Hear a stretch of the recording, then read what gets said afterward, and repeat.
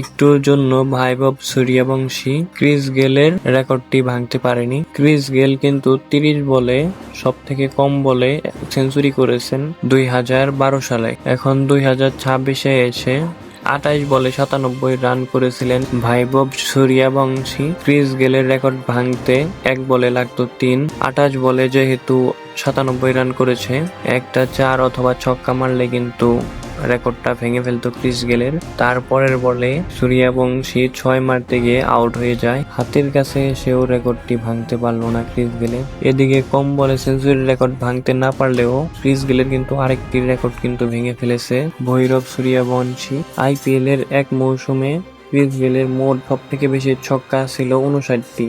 ইতিমধ্যেই 59 ছক্কা পার করে ফেলেছেন বৈভব সূর্যবংশী। রেকর্ডটি এখন নিজের করে নিয়েছেন বৈভব সূর্যবংশী। কালকে কিন্তু বৈভব সূর্যবংশীর দাপুটে ব্যাটিং এর জন্য ভালো একটা জয় পায় সানরাইজার্স হায়দ্রাবাদকে হারিয়ে।